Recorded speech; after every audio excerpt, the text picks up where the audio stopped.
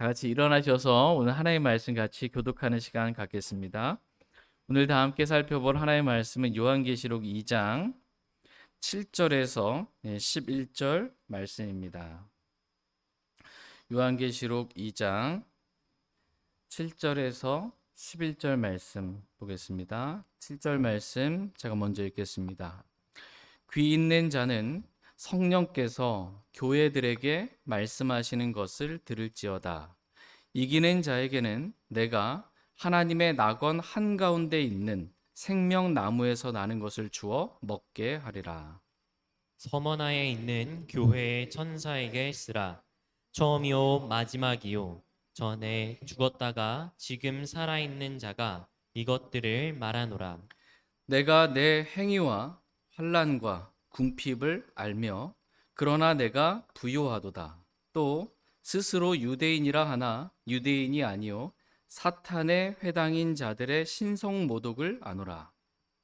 내가 장차 당할 그 일들 중 어떤 것도 두려워하지 말라. 보라, 마귀가 너희 중 몇 사람을 감옥에 던져 너희를 시험하리니 너희가 열흘 동안 환난을 당하리라. 너는 죽기까지 신실하라. 그러면 내가 생명의 왕관을 내게 주리라. 귀 있는 자는 성령께서 교회들에게 말씀하시는 것을 들을지어다. 이기는 자는 둘째 사망의 해를 입지 아니하리라. 아멘. 잠시 말씀을 제가 기도하겠습니다. 오늘 말씀의 제목은 너는 죽기까지 신실하라입니다. 너는 죽기까지 신실하라 라는 제목으로 하나님의 말씀 전하는 시간 갖도록 하겠습니다. 하나님께서 오늘 저와 여러분들에게 원하시는 것은 죽기까지 신실하라 라는 것입니다. 하나님은 저와 여러분이 신실하기를 원하십니다.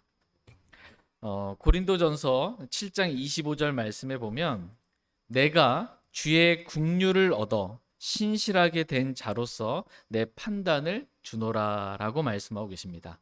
바울은 자신이 주의 긍휼을 얻어 신실하게 되었다 이렇게 말씀하고 계십니다. 그러니까 우리가 신실할 수 있는 것도 우리의 어떠함이 아니고 주님의 긍휼 때문에 긍휼을 얻어서 우리가 신실한 자가 될 수 있는 것입니다. 디모데전서 1장 13절 말씀에 보면 바울이 내가 전에는 신성모독하는 자요 핍박하는 자요 해를 끼치는 자였으나 오히려 긍휼을 얻었나니 라고 말씀하고 계십니다. 그래서 바울이 자신이 얻은 이 하나님의 긍휼이 얼마나 놀라운 큰 긍휼인지를 바울은 알았습니다.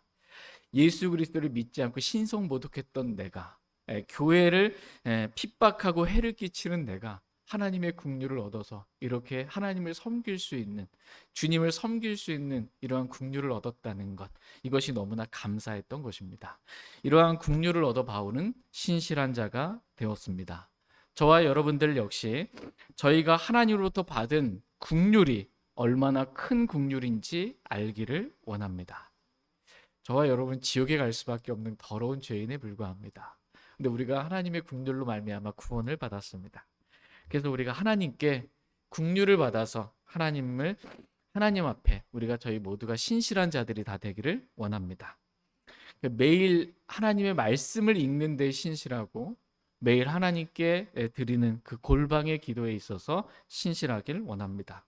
또 매주 주일과 수요일에 교회에 나와 모이기를 힘쓰라는 이 말씀에 순종하여 하나님께 영과 진리로 경배드리는 이 일에 신실하길 원합니다. 하나님은 오늘 우리에게 말씀하십니다. 내게 어떠한 환난과 궁핍이 있다 할지라도, 내가 앞으로 어떠한 일들을 당할지라도 마귀가 주는 그 시험을 두려워하지 말고 너는 죽기까지 신실하라 이렇게 말씀하고 계십니다. 저희 모두가 죽기까지 신실하길 원합니다.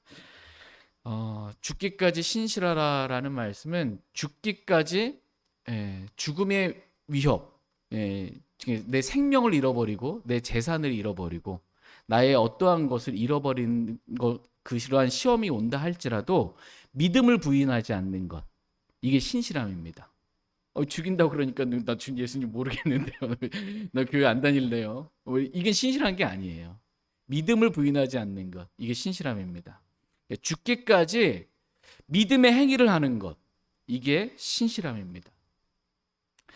다니엘이 사자굴 속에 던져놓는다 할지라도 전에 하던 대로 신실하게 무릎을 꿇고 하루에 세 번씩 기도한 거예요. 주님 부인하지 않고. 이게 신실함인 거예요. 믿음을 부인하지 않는 것, 죽음의 위협이 와도 이렇게 죽기까지 신실하라. 믿음의 행위를 죽기까지 신실하게 행하라. 이렇게 말씀하고 계십니다. 저희 모두가 하나님께서 주신 말씀에 따라 장차 우리 내일 일도 알지 못하잖아요. 우리의 삶 가운데 장차 어떠한 일들이 일어난다 할지라도 그 일들을 두려워하지 않고 죽기까지 신실하길 원합니다. 이러한 믿음의 결심 고백이 오늘 이 시간 있기를 원합니다. 다 같이 요한계시록 2장 7절 말씀 보겠습니다. 요한계시록 2장 7절 같이 읽겠습니다. 시작. 귀 있는 자는 성령께서 교회들에게 말씀하시는 것을 들을지어다. 이기는 자에게는 내가 하나님의 낙원 한가운데 있는 생명나무에서 나는 것을 주어 먹게 하리라. 아멘. 이기는 자에게는 내가 하나님의 낙원 한가운데 있는 생명나무에서 나는 것을 주어 먹게 하리라. 이렇게 말씀하고 계십니다. 우리는 여기서 이기는 자를 보게 됩니다. 이기는 자는 누구인가? 라고 했을 때 이기는 자에 대해서 크게 세 가지 해석이 있습니다. 첫 번째는 이기는 자는 그리스도인으로 보는 그러한 해석입니다. 그러니까 많은 분들이 거의 대부분입니다. 거의 대부분의 분들이 여기서 이기는 자는 교회 시대 때 그리스도인들이 바로 이기는 자다. 이렇게 설명을 합니다. 왜냐하면 요한일서에서 다음과 같이 말씀하고 계시기 때문입니다. 다 같이 요한일서 5장 4절 5절 말씀 보겠습니다. 요한일서 5장 4절 5절 말씀 보겠습니다. 요한일서 5장 4절. 이는 무엇이든지 하나님에게서 태어난 것은 세상을 이기기 때문이라. 세상을 이기는 승리는 이것이니 곧 우리의 믿음이니라. 들으심을 믿는 자가 아니면 세상을 이기는 자가 누구냐? 예수님께서 하나님의 아들이심을 믿는 자가 아니면 세상을 이기는 자가 누구냐라고 말씀하고 계십니다. 그래서 그리스도인이 바로 세상을 이기는 자라고 말씀을 하십니다. 그러므로 요한계시록에 기록된 이기는 자는 그리스도인을 말한다라는 것입니다. 그런데 여기서 주의할 것은 누구를 이기느냐는 것입니다. 그리스도인은 누구를 이겨요? 뭘 이겨요? 세상을 이긴다. 지금 이렇게 이 구절에서는 말씀하고 계세요. 그런데 요한계시록에 기록된 이기는 자는 짐승과 적그리스도죠.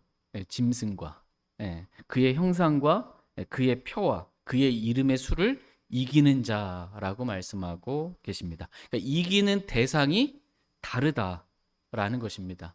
이 부분에 있어서 좀 뒤에서 살펴보도록 하겠습니다. 두 번째 이기는 자에 대한 해석은 그리스도인들 중에서 영적으로 이기는 삶을 사는 사람, 영적으로 승리하는 삶을 사는 사람, 이 사람이 바로 이기는 자다라는 것입니다. 그러니까 그리스도인이라고 해서 다 이기는 자가 아니라 영적으로 승리하는 삶을 사는 사람만 이기는 자다라는 것입니다. 지방교회가 주로 이러한 이기는 자의 교리를 믿고 주장을 하고 가르치고 있습니다. 그래서 이기는 자가 되어야 된다는 거예요. 이게 이기는 자의 교리입니다. 이런 교리는 사람들로 하여금 영적으로 깨어 있게 만드는 것 같으나 교리적으로는 매우 심각한 해를 끼치는 마귀적인 교리입니다. 왜냐하면 이기는 자는 자에게는 이러한 복이 있지만 반대로 이기지 못하는 자, 영적으로 그럼 승리하지 못하고 육신을 따라서 맨날 이렇게 죄도 패하고 마귀에게도 패하고 세상에게도 패하고 육신에게도 패해서 육신으로 사는 사람들은 그럼 어떡하냐는 겁니다. 이기지 못하는 사람은 반대로.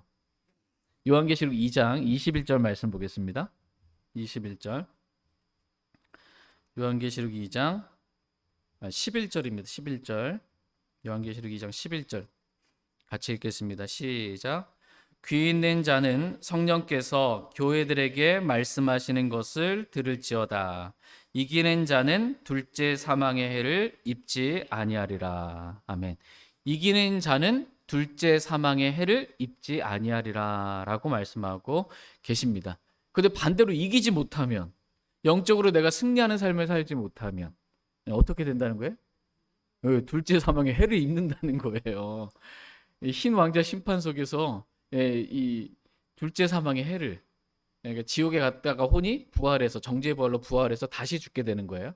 그 불로수에 던져지는 이 해를 입게 된다. 이러면 이제 교리적으로 완전히 현 시대에 그리스도인이 구원받는 교리 자체가 완전히 저주받을 다른 복음이 되는 것입니다. 그러니까 영적으로 이기는 자의 교리, 지방교회가 말하는 이기는 자의 교리는 이거 말이 안 되는 거예요. 세 번째, 요한계시록 2장과 3장에 기록된 이기는 자는 교리적으로 대환란 때 이기는 자들, 대환란 성도들을 말한다라는 것입니다. 저는 이 세 번째 이거를 믿습니다. 대환란 때 대환란 성도들, 이기는 자들을 말한다라는 것입니다. 왜냐하면 성경이 요한계시록의 이기는 자를 다음과 같이 정의해 주고 계시기 때문입니다. 다 같이 요한계시록 15장 2절 말씀 보겠습니다. 요한계시록 15장 2절입니다.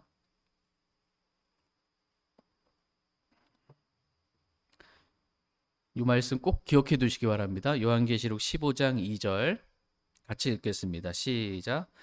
또 내가 보니 불 섞인 유리바다 같은 것이 있는데 짐승과 그의 형상과 그의 표와 그의 이름의 수를 이기고 승리한 자들이 하나님의 화풀을 가지고 유리바다 위에 서서 하나님의 종 모세의 노래와 어린 양의 노래를 부르며 이르되라고 말씀하고 계십니다. 또 내가 보니, 요한이 보니 불 섞인 유리바다 같은 것이 있는데 짐승과 그의 형상과 그의 표와 그의 이름을 어떻게 해요? 이기고 승리한 자들이 지금 셋째 하늘에 있는 거예요. 이 자들이 하나님의 하프를 가지고 지금 유리바다 위에 서서, 셋째 하늘과 둘째 하늘 사이에 있는 유리바다 있죠. 그 유리바다 위에 서서 하나님의 종 모세의 노래와 어린 양의 노래를 지금 이기는 자들이 지금 부르고 있습니다. 근데 여기서 이기는 자들이 지금 누구를 이겼어요? 짐승을 이긴 거예요. 짐승 적그리스도를 이긴 겁니다. 대환란 때 적그리스도가 등장하잖아요. 적그리스도와 그의 형상, 적그리스도의 형상과 그 형상에게 엎드려 경배하라고 그러잖아요. 경배하지 않고 이긴 거예요. 그의 표와 짐승의 표 받지 않은 것입니다. 짐승의 이름의 수 666, 이것을 이긴 겁니다. 이들은 단지 그리스도인들과 같이 믿음으로 세상을 이긴 것이 아닙니다. 짐승과 그의 형상과 그의 표와 그의 이름을 이긴 것입니다. 그래서 대환란 때 짐승의 형상에게 경배하지 아니하고 짐승의 표가 없으면 사거나 팔 수가 없잖아요. 경제적인 활동, 생활을 할 수가 없고 먹고 살 수가 없는 것입니다. 그럼에도 불구하고 짐승의 표를 오른손이나 이마 안에 받지 않은 것입니다. 그래서 짐승과 그의 이름의 수를 이기고 승리한 것입니다. 그래서 목배임을 당하는 거예요. 목배임을 당하는 한이 있어도 수많은 사람들이 이렇게 목배임을 당하고 지금 하늘에 가서 유리바다 위에 지금 서 있는 겁니다. 이기는 자들이. 짐승의 형상에게 경배하지 아니하고 짐승의 이름의 수인 666이나 짐승의 표를 받지 아니한 것입니다. 그러니까 대환란 때 이런 자들을 가리켜서 성경은 이기는 자다라고 이렇게 요한계시록에서 말씀해주고 계십니다. 요 해석은 좀 극히 일부분만 많은 분들 대부분은 다 그리스도인으로. 왜 그러냐면 요한계시록 2장과 3장 자체를 교회 시대로 봐요. 대부분의 목사님들이. 독립침례교회에서도 그렇습니다. 그러나 이 요한계시록 2장과 3장을 요한계시록을 친히 하나님께서 세 부분으로 나눠주고 계십니다. 기억나시죠? 요한계시록 1장 한번 볼게요. 요한계시록 1장 19절 말씀 보겠습니다. 요한계시록 1장 19절 말씀에 내가 본 것들과 지금 있는 것들과 이후에 있을 것들을 기록하고 라고 말씀하고 계십니다. 내가 본 것, 요한이 본 것은 뭐예요? 요한계시록 1장에서 지금 10절부터 시작해가지고 끝까지 해가지고, 그죠? 예수님이 어떤 분이신지 이렇게 보게 된 것, 이걸 말합니다. 그리고 지금 있는 것들은 뭘 말해요? 지금 있는 것들은 요한계시록 2장과 3장을 말합니다. 예. 그리고 이후에 있을 것들은 요한계시록 4장서부터 22장까지 이렇게 말합니다. 근데 지금 요한이 지금 있는 것들이에요. 지금 있는 것들을 기록한 게 요한계시록 2장과 3장인데 지금 요한은 어디에 있어요? 주의 날에 성령 안에 있었거든요. 그 지금 주의 날에 있거든요. 예, 시간과 공간을 초월해서 성령께서 요한을 주의 날로 데려가신 거예요. 그 주의 날 대환란 때 지금 요한이 있는 거고 지금 있는 것은 대환란 때 요한계시록 2장과 3장 대환란 때 있는 교회들에게 지금 말씀해주고 계신 것입니다. 그래서 이 요한계시록 2장과 3장에 이기는 자는 요한계시록 15장 2절 말씀에 따라 짐승과 그의 형상과 그의 표와 그의 이름의 수를 이긴 자들을 말합니다. 이기는 자들에게 이러이러한 복을 주겠다라고 말씀하십니다. 신약 시대 때 그리스도인을 가리켜서 다른 말로 한마디로 표현한다면 믿는 자입니다. 그렇죠? 그리스도인은 예수 그리스도를 믿는 자라고 한마디로 표현해 줄 수 있어요. 고린도후서 6장 15절 말씀에서 그리스도가 벨리알과 무슨 일치를 보겠느냐, 혹은 믿는 자가 믿지 않는 자와 무슨 몫을 나누겠느냐. 그러니까 믿는 자, 믿지 않는 자. 이렇게 얘기한다. 그리스도인은 그냥 예수 그리스도를 믿는 자. 이렇게 말합니다. 신약의 성도들은 한마디로 믿는 자. 이렇게 말할 수 있습니다. 구약 성도들을 한마디로 말한다면 그것은 지키는 자.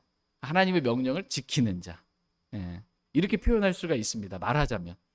그럼 구약 성도들은 지키는 자. 신약 성도들은 믿는 자. 환란 성도들은 이기는 자. 짐승을 이기는 자라는 거예요. 짐승의 표를 이기는 자. 그래서 짐승에게 경배하지 않고 형상에게 경배하지 않고 짐승의 표를 받지 않는 그러한 자를 요한계시록 2장과 3장에서는 이기는 자, 짐승에게 이기는 자 이렇게 말씀하고 있습니다.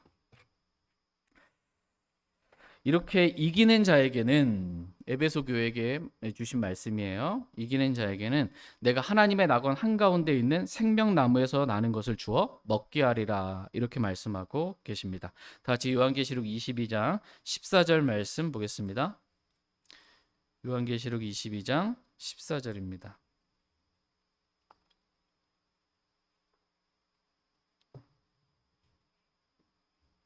요한계시록 22장 14절 말씀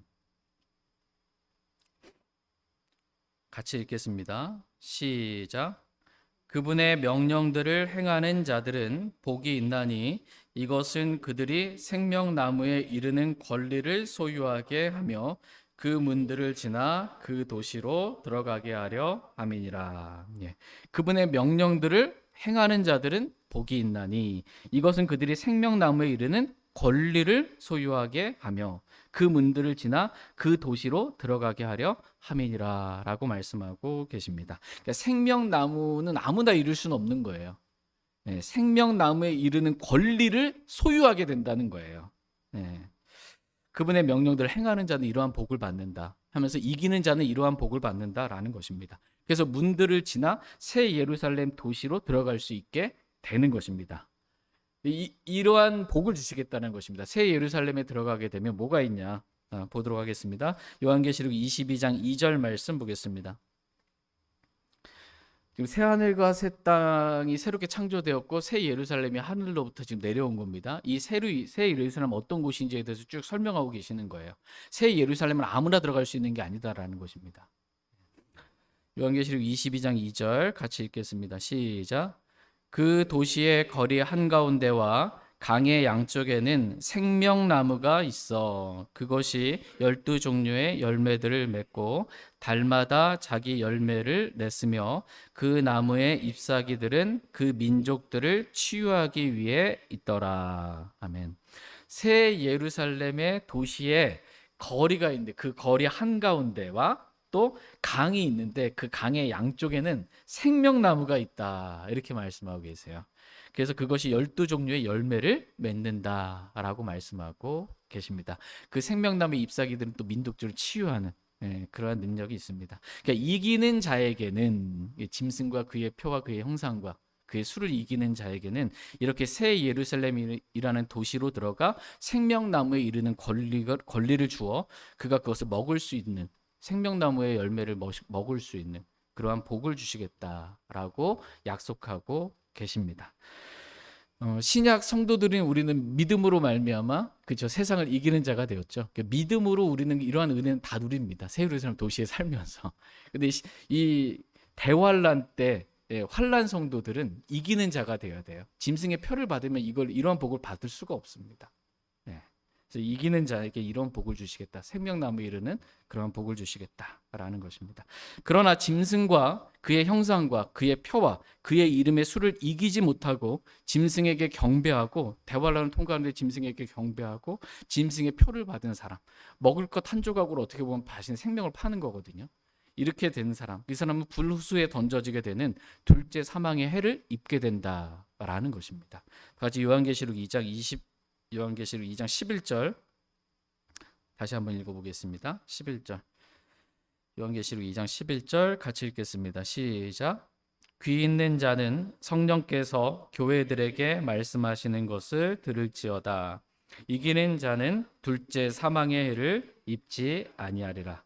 예, 이기는 자는 둘째 사망의 해를 입지 아니하리라 라고 말씀하십니다.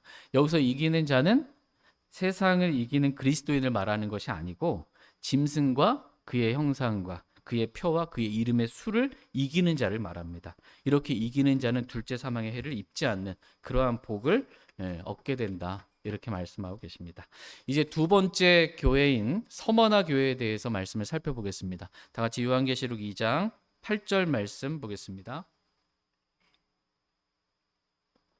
8절 같이 읽겠습니다. 시작. 서머나에 있는 교회의 천사에게 쓰라. 처음이요 마지막이며 전에 죽었다가 지금 살아있는 자가 이것들을 말하노라.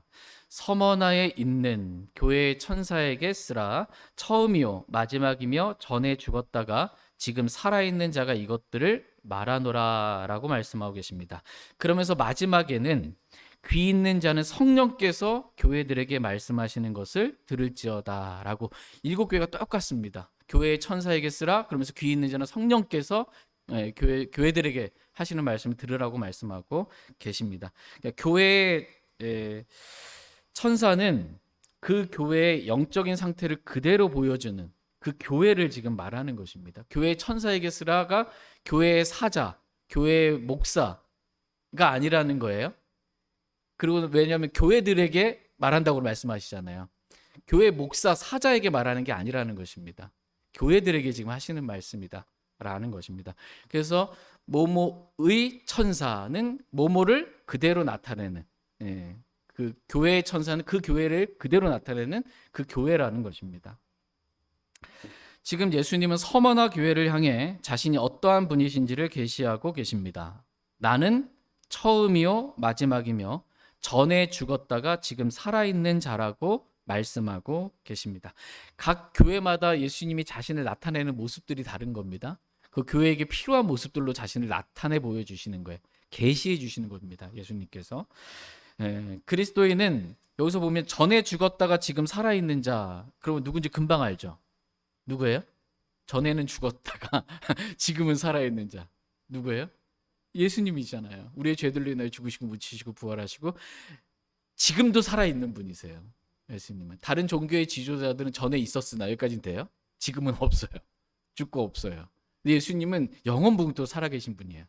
전에 우리의 죄들로 인하여 죽으셨으나 지금도 살아계신 분이십니다. 이분이 누군지 그리스도인은 너무나 분명하게 쉽게 이해하고 알 수 있습니다. 그런데 유대인들은 여기서 처음이요 마지막인 자라고 하면 그리스도인은 처음이요 마지막인 자 누굴까 이렇게 막 생각해야 되잖아요. 근데 유대인들은 처음이요 마지막인 자 그러면 그분이 누구인지 금방 알아챕니다.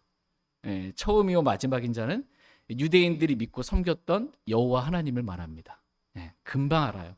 다 같이 이사야서 44장 6절 말씀 보겠습니다. 이사야서 44장 6절 말씀 보겠습니다.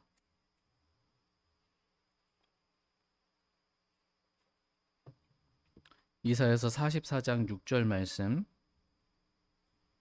같이 읽겠습니다. 시작. 이스라엘의 왕 주 곧 그의 구속자인 군대들의 주가 이같이 말하노라. 나는 처음이요 나는 마지막이니라. 나 외에는 신이 없느니라. 아멘. 나는 처음이요 나는 마지막이니라. 나 외에는 신이 없느니라 라고 말씀하신 분이 바로 유대인들은 이스라엘의 왕, 자신들의 왕, 주 곧 여호와 하나님이심을 너무나 분명하게 쉽게 알 수 있습니다. 근데 지금 예수님께서 자신을 가리켜서 나는 처음이요 마지막이며 전에 죽었다가 지금 살아있는 자라고 자신을 지금 계시해주고 계십니다.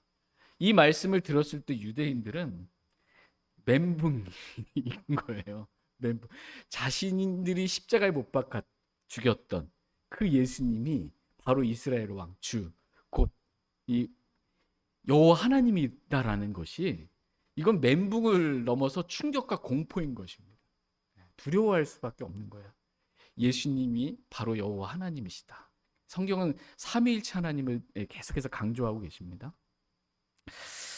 이 서머나 교회에게 예수님께서 내가 처음이고 마지막이며 라고 이렇게 말씀하시면서 자신을 계시하신 이유는 이 서머나 교회는 스스로 유대인이라고 하나 유대인이 아닌 자들로 인해서 핍박과 환난을 많이 받았기 때문입니다. 다 같이 요한계시록 2장 9절 말씀 보겠습니다. 요한계시록 2장 9절입니다. 같이 읽겠습니다. 시작. 내가 내 행위와 환난과 궁핍을 알며 그러나 내가 부요하도다. 또 스스로 유대인이라 하나 유대인이 아니요 사탄의 회당인 자들의 신성 모독을 아노라. 내가 내 행위와 환난과 궁핍을 알며 그러나 내가 부요하도다. 또 스스로 유대인이라 하나 유대인이 아니요 사탄의 회당인 자들의 신성 모독을 아노라 라고 우리 주 예수 그리스도께서 말씀하고 계십니다. 예수님은 우리의 행위와 환난과 궁핍을 다 아시는 분이십니다. 예수님은 모든 것을 다 아시는 전지하신 하나님이십니다. 이 서머나라는 뜻은 몰약을 말합니다. 몰약은 아프리카나 아라비아에서 흔하게 자라는 나무의 진액으로 이 향수를 낼 때도 향수에도 사용이 되었고 사람이 죽었을 때 부패를 방지하는 데도 사용하는 것이 이 몰약입니다. 그러니까 이 몰약은 진두르면 진두를수록 진하고 강한 이 상쾌한 그런 향이 난다고 합니다. 근데 그 이 몰약의 맛은 쓰다고 이렇게 말씀하고 있습니다. 그러니까 이 서머나 교회는 짓누르고 짓눌림을 당한 거예요. 로마 제국으로부터 유대인들로부터 핍박과 고난을 계속해서 당한 것입니다. 그런데 주님의 향기가 나는 거예요. 고난을 받으면서도 믿음을 부인하지 않는 것입니다. 죽기까지 신실한 그러한 교회인 거예요. 그래서 그리스도의 향기를 이렇게 내뿜는 것입니다. 그런데 이 고난과 핍박 이게 얼마나 써요, 그렇죠? 쓴 것입니다. 우리도 하나의 말씀이 입에는 다지만 배에는 쓰다 이런 말처럼 말씀을 들을 때 아멘하고 달게 듣지만 그 말씀대로 순종할 땐 씁니다. 이게 서머나 교회는 이제 교회 사적으로 보자면 에베소 교회는 이제 초대교회 때부터 AD 170년까지 이제 교회사라고 이게 에베소 교회 처음 사랑을 잃어버린 교회 이거를 이제 말하고 서머나 교회는 이제 교회의 박해가 심했던 교회사적으로 볼 때 그렇다는 겁니다. 영적으로 적용해서 교회들에게 지금 말씀하고 계시기 때문에 그러니까 요한 당시에 있었던 소아시아에 있었던 7교회들을 포함해서 그죠? 교회사적으로 인류의 지금까지 교회가 휴거된까지 있는 교회들 모든 교회들을 말하고 있기 때문에 지금 교회사적으로도 좀 살펴보고 있는 겁니다. 이 서머나 교회는 이제 AD 170년부터 312년까지 313년에서는 로마의 콘스탄틴 황제가 기독교를 공인하게 돼서 국가 종교가 되는 배교한 교회, 숱한 결혼, 음행한 교회로 이렇게 가는 거고요. 그 전까지는 312년까지는 핍박과 고난과 환란을 받는 교회. 이러한 교회의 모습으로 서머나 교회가 교회사적으로 이렇게 볼 수 있습니다. 당시에 로마는 황제를 신으로 모셨잖아요. 그런데 기독교는 교회는 황제를 신으로 사람을 신으로 모실 수가 없잖아요. 하나님만이 나 외에는 신이 없다. 이렇게 하니까 로마로부터 핍박을 받을 밖에 없는 거예요. 순교하는 일들이 너무나 많았던 것입니다.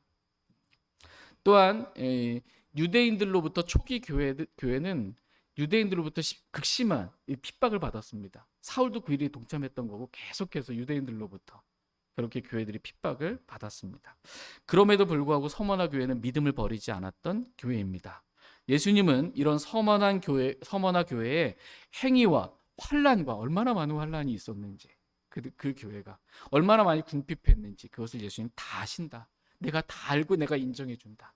내가 다 알고 보상해 주겠다 라고 주님이 말씀하고 계신 것입니다.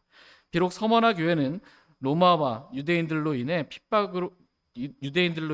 핍박으로 인해 궁핍했지만 하나님께서 보시기에 그 교회는 부유한 교회라고 말씀하고 계십니다.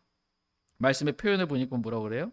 9절에 내가 내 행위와 환난과 궁핍을 알며 그러나 내가 어떻게 해요? 부유하도다. 이렇게 말씀하고 궁핍한데 그러나 내가 부유하다. 이렇게 말씀하고 계십니다. 그러니까 사람들이 보기에는 궁핍한 교회이지만 물질적으로 있어서 재물에 있어서는 궁핍한 교회이지만 하나님께서 보시기에 서머나 교회는 믿음이 부유한 자라는 것입니다. 믿음이 부유한 교회다라는 것입니다. 같이 야고보서 2장 5절 말씀 보겠습니다. 야고보서 2장 5절입니다.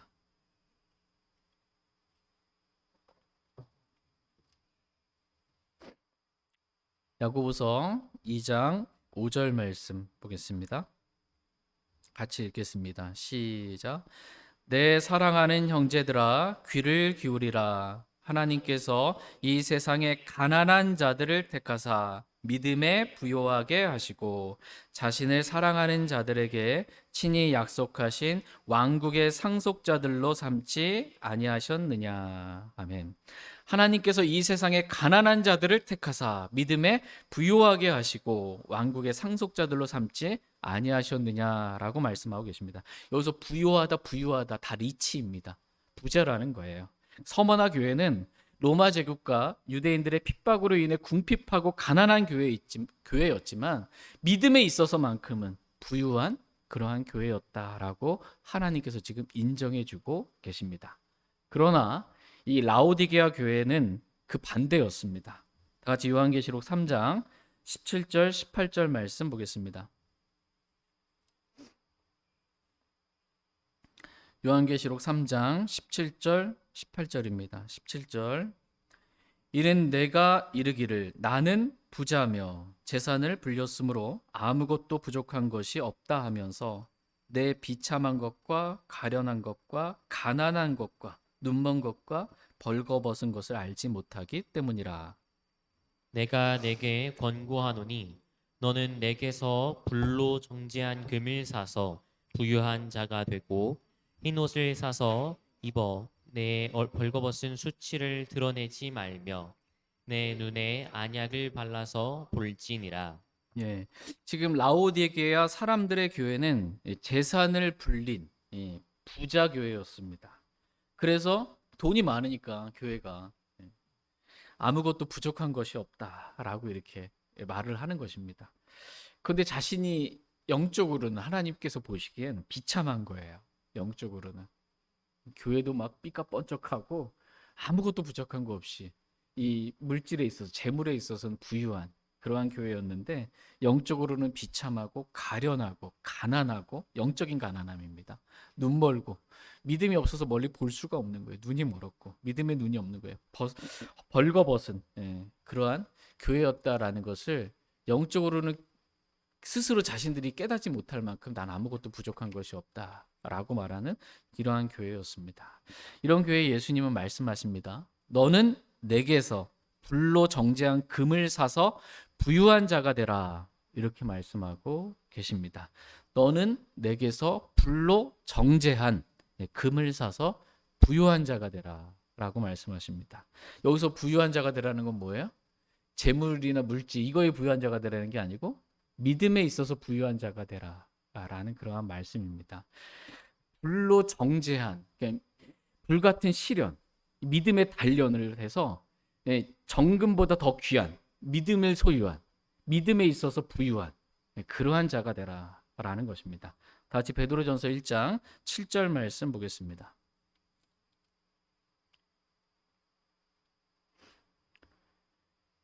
베드로전서 1장 7절입니다.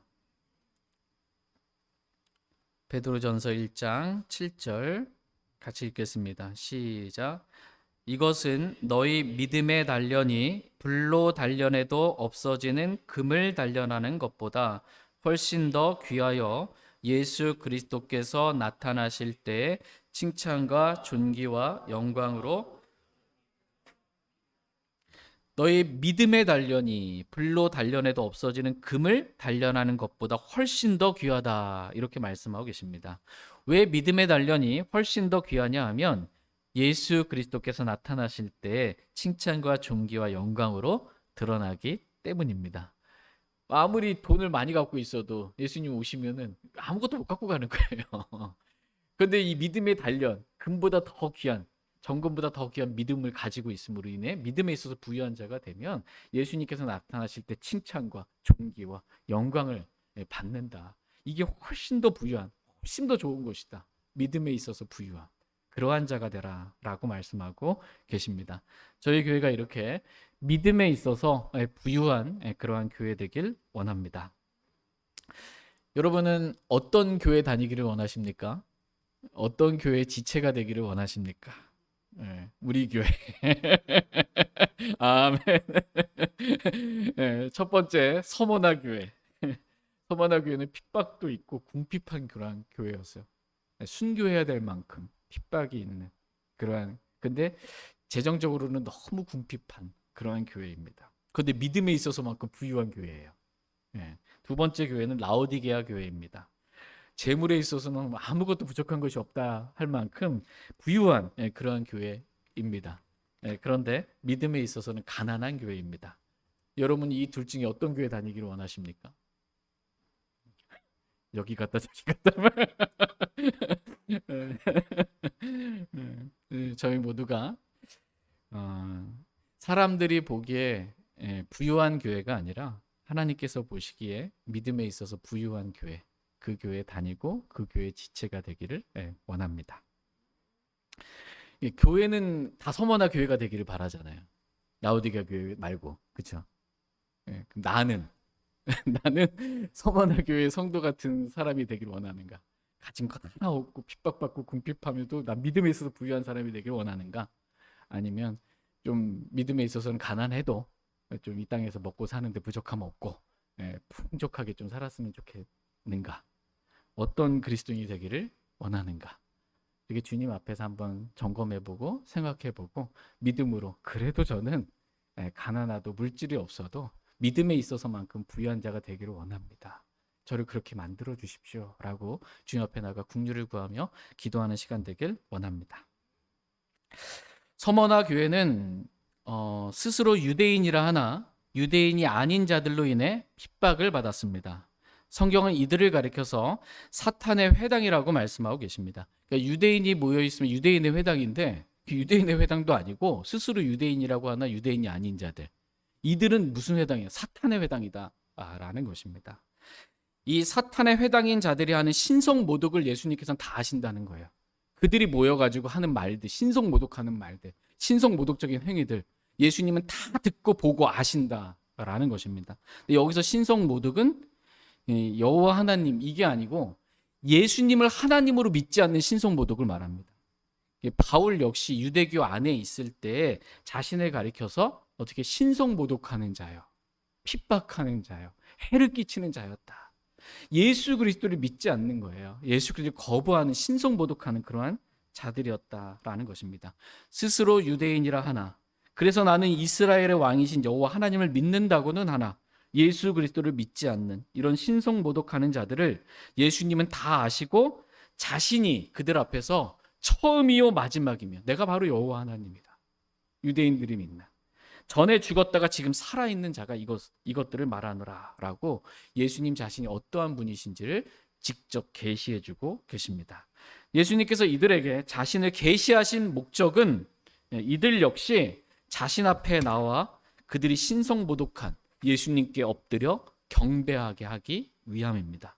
그 모든 입이 예수님을 주라 시인하고 모든 무릎이 예수님 앞에 무릎 꿇히게 되는 거예요. 그래서 내가 바로 그 여호와 하나님, 처음이고 마지막인 하나님이고 내가 바로 전에 죽었다가 지금 살아있는 동일한 그 하나님이다 라는 것을 분명하게 보여주시면서 이들로 하여금 무릎을 꿇게 만드는 것입니다. 스스로 유대인이라 하나 유대인이 아닌 자들, 즉 사탄의 회장인 자들이 자신들이 신성모독하던 예수님 앞에 엎드려 경배하는 모습들을 성도들이 보게 될 것입니다. 그러므로 두려워하지 말라는 것입니다. 다 같이 요한계시록 3장 9절 말씀 보겠습니다. 요한계시록 3장 9절입니다. 같이 읽겠습니다. 시작. 보라, 내가 사탄의 회당에 속한 자들 곧 스스로 유대인이라 하나 유대인이 아니고 거짓말을 하는 자들을 이렇게 만들리니 즉 보라, 내가 그들을 오게 하여 내 발 앞에 경배하게 하고 내가 너를 사랑하였음을 알게 하리라. 아멘. 보라, 내가 사탄의 회당에 속한 자들 곧 스스로 유대인이라 하나 유대인이 아니고 거짓말하는 자들을 이렇게 만들리니 내가 이렇게 만들겠다 그들을. 이렇게 지금 예수님께서 말씀하십니다. 예수님께서 스스로 유대인이라고 하는 자들을 이렇게 만드시겠다는 것입니다. 어떻게요? 보라, 내가 그들을 오게 하여, 예수님 앞에 오게 하는 겁니다. 그래서 내 발 앞에, 여기서는 필라델피아 교회를 말합니다. 교회 성도들의 발 앞에 경배하게 하고, 경배하는 대상은 예수님께 경배하는 거예요. 신성모독하던. 근데 그 일이 지금 누구의 발 앞에서 이루어지고 있냐? 그들이 박해했던 성도들의 발 앞에서 지금 이루어지고 있는 거고, 성도들은 그걸 목도하고 있는 것입니다. 이해되시죠? 교회가 경배받는다 이렇게 하면 안 되고, 교회가 그걸 목도하고 있는 거예요. 자신의 발 앞에서 무슨 일들이 일어나고 있는지, 자신들을 박해했던 유대인들, 신성모독하던 예수님을 거부했던 그들이 지금 자신들의 발 앞에서 엎드려서 예수님께 경배하고 있는 그 모습을 성도들이 보게 되는 것입니다. 그렇게 보게 해주시겠다라는 것입니다. 그래서 이러한 모습들을 성도들이 보게 되었을 때 성도들의 발 앞에 엎드려 예수님께 경배하고 있는 이들의 모습을 성도들이 보고 하나님께서 우리를 얼마나 사랑하는지 알고 기뻐하며 하나님께 감사를 드리게 되는 것입니다. 이것을 통해 내가 너를 사랑하였음을 알게 하리라 라고 말씀하고 계십니다. 성도들을 핍박했던 그 스스로 유대인이라고 하는 사탄의 회당인 자들, 그들을 무릎 꿇리는 겁니다. 성도들의 발 앞에. 그래서 그들의 입으로 주님을 시인하게 만들고 경배하게 만드는 것. 주님이 우리를 얼마나 성도들을 사랑하고 계시는지 그것을 알게 하리라 이렇게 말씀하고 계십니다. 그러므로 지금 핍박을 받고 지금 궁핍한다고 해서 두려워하지 말라는 것입니다. 너는 죽기까지 신실하기만 하면 된다라는 것입니다. 그러면 나머지는 하나님께서 은혜로 모든 것들을 다 해주시겠다 이렇게 말씀하십니다. 다 같이 요한계시록 2장 10절 말씀 보겠습니다. 요한계시록 2장 10절입니다. 같이 읽겠습니다. 시작. 내가 장차 당할 그 일들 중 어떤 것도 두려워하지 말라. 보라, 마귀가 너희 중 몇 사람을 감옥에 던져 너희를 시험하리니 너희가 열흘 동안 환난을 당하리라. 너는 죽기까지 신실하라. 그러면 내가 생명의 왕관을 내게 주리라. 아멘. 내가 장차 당할 그 일들 중 어떤 것도 두려워하지 말라라고 말씀하십니다. 저희 모두가 앞으로 우리의 인생 가운데 어떤 일들을 우리가 당할지 모르나 그 일들 중 어떤 것도 두려워하지 않기를 원합니다. 심지어 마귀가 우리를 감옥에 던져 시험하는 그런 일들이 우리에게 닥친다 할지라도, 그래서 우리가 순교하게 되는 그런 일들이 생긴다 할지라도 그 일들 중 어떤 것도 저와 여러분이 두려워하지 않기를 원합니다. 순식간에 나라가 망해서 그렇게 될 수도 있어요. 순식간에. 다 같이 마태복음 10장 28절 말씀 보겠습니다.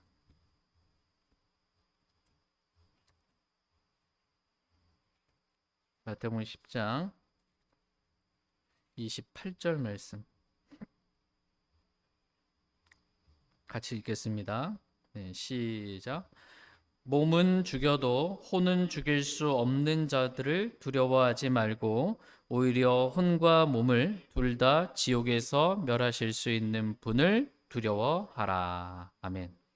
몸은 죽여도 혼은 죽일 수 없는 자들을 두려워하지 말고. 마귀는 우리 몸을 죽일 수 있어요. 예. 그러나 우리 혼은 어떻게 할 수가 없는 거예요. 이런 마귀나 어떤 사람들, 마귀의 사역자들, 그 누구들을 두려워하지 말고 오히려 혼과 몸을 둘 다 지옥에 멸하실 수 있는 분, 하나님을 두려워하라 라는 것입니다. 저희 모두가 마귀를 두려워하지 않기를 원합니다. 하나님만 두려워하며 하나님 앞에서 우리가 죽기까지 신실하길 원합니다. 그러면 하나님께서 생명의 왕관을 주시리라고 약속하고 계십니다. 서머나 교회가 마귀에게 당하는 시험은 장차 당하게 될 시험은 지금까지 당했던 시험과는 비교할 수 없는 전무후무한 시험들을 서머나 교회는 대화를 통계하면서 당하게 될 것입니다. 근데 그게 보니까 열흘 동안 환난을 당하리라 이렇게 말씀하고 계십니다. 그러니까 문자 그대로 열흘 그러면 얼마 안 되는 기간입니다. 그렇죠? 이 얼마 안 되는 짧은 그러한 기간인데 열흘은 영혼에 비하면 진짜 잠시 잠깐뿐인 거예요. 그러니까 우리가 받는 고난은 가벼운 고난이라고 그러잖아요. 우리가 받게 될 영원한 영광은 무거운 영원한 영광이다. 이렇게 말씀하고 계십니다. 서머나 교회가 받게 될 환난은 열흘이라는 기간 동안 잠시 잠깐 받는 그러한 환난일 것입니다. 근데 이 생명의 왕관은 영원한 거예요. 보상은 영원한 것입니다. 영광은 영원한 것입니다. 이것을 기억하길 원합니다. 그러므로 저희가 이 땅에서 잠시 잠깐뿐인 이 세상의 어떤 작은 뭔가로 인해서 영원한 영광과 보상을 포기하지 않는 저와 여러분 되길 원합니다. 다 같이 야고보서 1장 12절 말씀 읽고 오늘 말씀 마치겠습니다. 야고보서 1장 12절 말씀 읽고 오늘 말씀 마치겠습니다. 생명의 왕관은 그리스도인에게도 약속하신 왕관이고 대환란 성도들에게도 약속하신 그런 왕관입니다. 야고보서 1장 12절 같이 읽겠습니다. 시작. 시험을 견디는 사람은 복이 있나니 이는 그가 단련을 받은 뒤에 주께서 자신을 사랑하는 자들에게 약속하신 생명의 왕관을 받을 것이기 때문이라. 아멘. 시험을 견디는 자는 복이 있다 이렇게 말씀하십니다. 이는 그가 단련을 받은 뒤에 믿음의 단련을 받은 것입니다. 그래서 믿음에 있어서 부유한 자가 된 것입니다. 이렇게 단련을 받을 때 그 마음은 주님을 사랑하는 마음으로 단련을 받는 것입니다. 내 생명보다 주님을 더 사랑하는 마음으로 죽기까지 신실한 것입니다. 그러면 주께서 자신을 사랑하는 자들에게 약속하신 생명의 왕관을 받을 것이라고 말씀하고 계십니다. 저희 모두가 우리의 생명보다 주님을 더 사랑하는 마음으로 죽기까지 신실하길 원합니다. 여러분 자신의 생명이 중요합니까? 주님이 더 중요합니까? 잘 모르겠습니다. 알아야 합니다. 주님이 더 중요합니다. 우리의 생명은 잠시 잠깐입니다. 죽기까지 그냥 신실하면 됩니다. 죽음의 시험이 와도 믿음을 부인하지 않기를 원합니다. 죽기까지 신실하게 믿음의 행위를 포기하지 않고 신실하게 그 믿음의 행위를 행하기를 원합니다. 누가 알아주든 알아주지 않든 매일 말씀 읽고 매일 기도로 주님과 골방에서 기도의 교제를 갖고 수요일 주일 누가 알아주지 않아도 신실하게 믿음의 행위 모이기 힘쓰는 것입니다. 그렇게 주님을 사랑하는 마음으로 우리가 이렇게 시험을 견디면서도 우리 삶에 여러 가지 시험이 있잖아요. 그러면서도 이렇게 신실하게 믿음의 행위를 할 때 주님 오셨을 때 우리에게 생명의 왕관을 저와 여러분들이 다 받게 되기를 원합니다. 제가 개인적으로 기도하고 주님 앞에 나아가 기도하는 시간 갖도록 하겠습니다.